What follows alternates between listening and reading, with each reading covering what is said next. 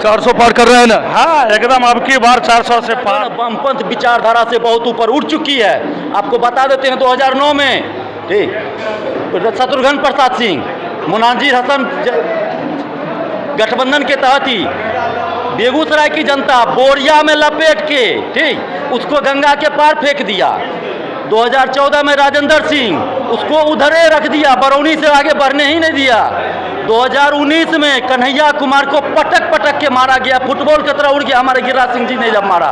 2024 में जो आया ना वो अवधेश राय ढंगरवा बेंग जो ठीक इसको भी बोरा में बंद करके हमारा बेगूसराय का जनता गंडक में भसा देगा। नमस्कार, मैं भगीरथ कुमार सिंह, ऑल न्यूज बिहार 99 में आपका स्वागत है।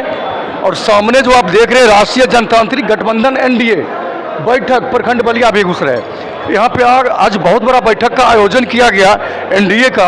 यहाँ पे माननीय सांसद गिरिराज सिंह जी भी आए हुए थे। जैसा कि मुझे लग रहा है 99% टिकट उन्हीं को मिलने जा रहा है, मिला भी है। तो यहाँ पर उधर भी दिखाइए, बहुत सारे कार्यकर्ता भी यहाँ पे मौजूद बैठे हुए हैं, यहाँ बैठे हुए हैं। मैं राजेश कुमार सदानंदपुर। इस बार अगर सरकार तीसरे बार मोदी जी आते हैं तो क्या वो हिंदू राष्ट्र की घोषणा करेंगे या हिंदू को लॉलीपॉप दे के रखेंगे? ये हिंदू राष्ट्र की बात नहीं, हमारे प्रधानमंत्री जी सबका साथ सबका विकास की बात करते हैं। आप सिर्फ हिंदू पर ही क्यों टारगेट कर रहे हैं? उनका टारगेट ही रहा है हिंदुत्ववादी हिंदुस्तान हिंदू। नहीं, कोई बात नहीं है। हमारे प्रधानमंत्री जी सबका साथ सबका विकास करने की बात करती है और किसी को अपने विकास से वंचित नहीं रखते हैं। वह किसी समुदाय किसी जाति बिरादरी का हो, सबको साथ लेने की बात करते हैं। यूनिफॉर्म सिविल कोड क्या जरूरी लग नहीं रहा है आपको? हाँ, लग रहा है। बीजेपी क्या कहना है कि इसको हम लागू करेंगे? क्या लग रहा है कि चुनाव के बाद तीसरी बार सरकार आती है तो लागू होगा? अगर प्रधानमंत्री जी को लगेगा कि अगर यह लागू करना जरूरी है तो वो उनके इच्छा पर है, वो अगर जरूरी समझेंगे तो इसको लागू करेंगे। ठीक है साथियों, मेरे सामने गौरव जी भी आए हैं, इनसे बहुत सारे जानकारी मुझे मिलता है। तो सबसे पहला गौरव जी, ऑल न्यूज बिहार 99 में आपका स्वागत है। आप हमें एक चीज़ बताइए, क्या ये अभी जो हिंदू की जो जागृति है हिंदुस्तान में, हिंदू जैसे मुझे लग रहा है 40% हिंदू एक हुआ है और इसकी उदाहरण है कि तीसरी बार बीजेपी दावा ठोक रही है कि हम 400 पार करेंगे। क्या बीजेपी को मुस्लिम वोट नहीं देता है फिर भी ये 400 पार करेंगे? ऐसा क्यों? ऐसा हो सकता है क्या? भाजपा या कोई भी पार्टी इस दुनिया में का कोई भी पार्टी मुसलमान के वोट से ही नहीं जीतती है।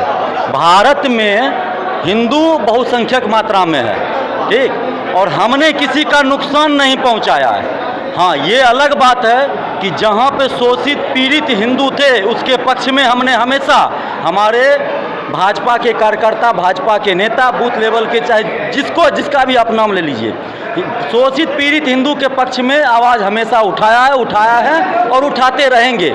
इसके लिए जिस चीज़ का आरोप लगे उससे हमको कोई फर्क नहीं पड़ता है, ना हमारे भाजपा पार्टी को किसी बात का। जनसंख्या नियंत्रण कानून के विषय में क्या बोलेंगे? जी हाँ, एकदम आना चाहिए। जनसंख्या नियंत्रण कानून एकदम आना चाहिए और ये हमारे देश भारत की के विकास में एक बहुत बड़ी बाधा उत्पन्न हो रही है और जनसंख्या नियंत्रण कानून हर हाल में ही आना चाहिए। और इस बात का मैं आपको आश्वस्त कर देना चाहता हूँ कि तीसरी बार अगर भाजपा की सरकार हमारी भारत में अगर आ जाती है तो जनसंख्या नियंत्रण कानून आएगा ही आएगा। वक्फ बोर्ड के विषय में क्या बोलेंगे?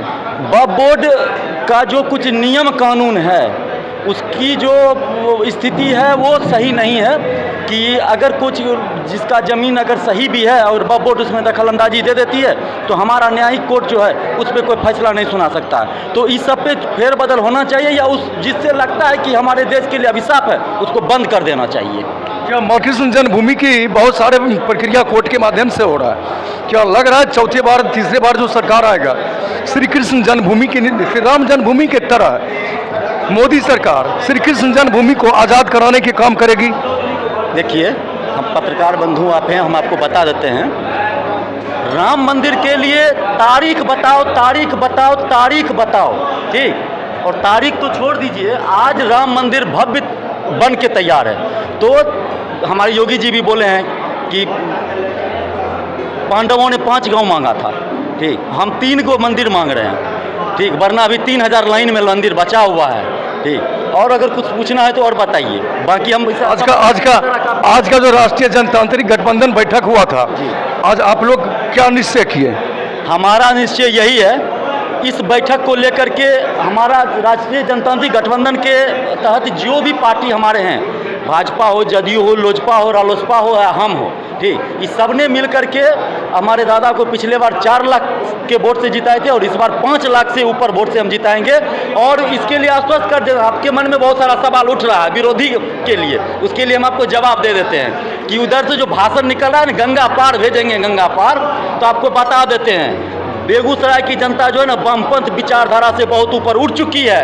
आपको बता देते हैं 2009 में, ठीक, शत्रुघ्न प्रसाद सिंह, मुनाजिर हसन गठबंधन के तहत ही बेगूसराय की जनता बोरिया में लपेट के, ठीक, उसको गंगा के पार फेंक दिया। 2014 में राजेंद्र सिंह, उसको उधरे रख दिया, बरौनी से आगे बढ़ने ही नहीं दिया। 2019 में कन्हैया कुमार को पटक पटक के मारा गया, फुटबॉल की तरह उड़ गया हमारे गिरिराज सिंह जी ने जब मारा। 2024 में जो आया ना वो अवधेश राय ढंगरवा बेंग जो, ठीक, इसको भी बोरा में बंद करके हमारा बेगूसराय का जनता गंडक में भसा देगा। और आप कह रहे हैं कि कहीं टिकियो नहीं रहा है, ठीक, और कहाँ रेडी है? आपका परिचय क्या है चाचा? मेरा परिचय है घर सदानंदपुर लोजपा रामविलास पंचायत अध्यक्ष। हाँ, ये बताइए इस बार कितना पार कर रहे हैं आप? इस बार बीजेपी 370 पार, गठबंधन 400 पार। आपके सांसद प्रतिनिधि तो स्टेज पे बोल रहा है कि इस बार 300 पार करेंगे गौरी शंकर जी, और आप कह रहे हैं 400 पार करेंगे। गौरी शंकर का भूल हो गया, 370 बीजेपी, 400 पार गठबंधन। वोट हमें वो नहीं करे। क्या नाम है भैया? हमारा नाम हुआ जय जय राम पोद्दार। कहाँ घर हुआ भैया? घर भगतपुर। अच्छा, आज जो यहाँ पर आए हैं बैठक में, आप लोग की क्या उद्देश्य थी इस बैठक का? हम लोगों का मुख्य उद्देश्य यही था बैठक का कि जो गिरिराज सिंह का नॉमिनेशन होगा, उसी नॉमिनेशन के लिए बैठक हुआ और उस नॉमिनेशन में हम लोग जोर तोड़ से जाएंगे। हाँ, 400 पार कर रहे हैं ना? हाँ, एकदम अब की बार 400 से पार। जयराम जी, कहाँ घर है आपका? जानीपुर। जानीपुर। बीजेपी के पंचायत स्तर या प्रखंड कहाँ पे, आप किस पद पे हैं? मेरा घर जानीपुर नया टोला है, वार्ड नंबर 20, और बीजेपी के नगर युवा मोर्चा में महामंत्री है हम। इस बार कितना पार कर रहे हैं? इस बार 5 लाख पार। कितना? 5 लाख पार। इस बार कितना सीट ला रहे हैं? मोदी 400 पार। आपके सांसद प्रतिनिधि तो स्टेज पे बोलते हैं इस बार 300 पार। ना, 400 पार होगा, इसमें कोई दिक्कत नहीं है, कहीं से कोई दिक्कत नहीं है। परिचय? श्याम सुंदर कुमार, मंडल उपाध्यक्ष। इस बार कितना पार कर रहे हैं? 400 पार।